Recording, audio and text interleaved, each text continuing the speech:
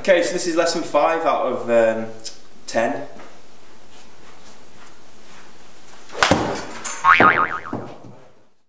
Okay James, so we've got a swing here down the line which we've recorded.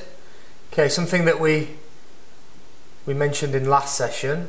Okay, on the taker you've got a slight tendency to get the upper body, you see the head gets a little bit tilted. Weight now goes a little bit onto your toes, your right heel's starting to lift a bit.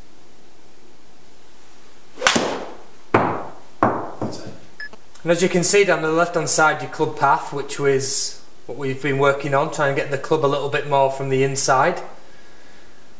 And as you can see, we've got some better numbers there, very close to being from the inside. Okay, the video we took was, what we're trying to do is get that turn rather than that tilt with your upper body. So if I just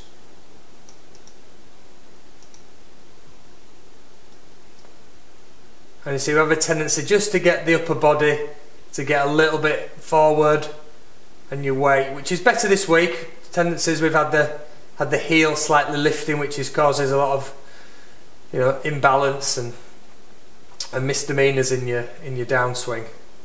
So we're still working to the fact of trying to get that coil rather than that slide hip and tilted body, which will go a long way in shallowing your downswing.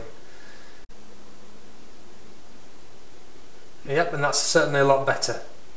Staying more in your posture angles, that impact there.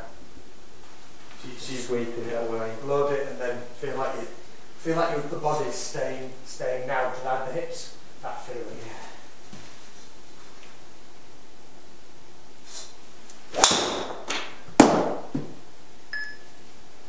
Better, positive angle there, yeah. There you go, look at the carry. A lot better. You see? Yeah.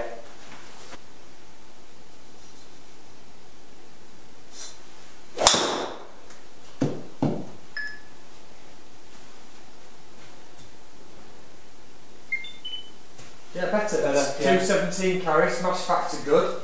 Attack angle up, path and face from the inside. Okay, so I've had a good bit of time there, hitting quite a few mid-irons and then moved on to the driver. What are the sort of things that we've picked up there, Scott, that I can really sort of look to tweak moving forward? Yeah, technically, the ones that we filmed, you have a tendency to kind of get your body slightly out of balance. Yeah. So we kind of get a little bit more of a kind of forward look.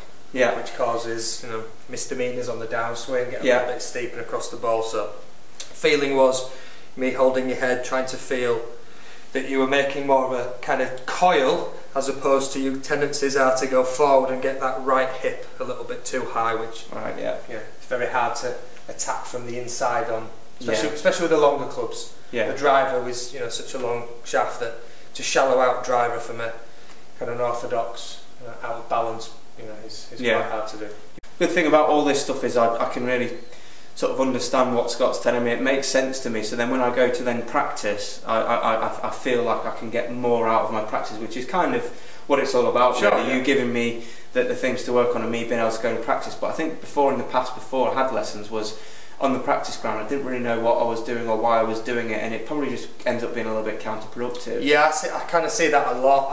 I think you're more educated now in kind of where your fault is, so to speak, and how you best ways to iron it out.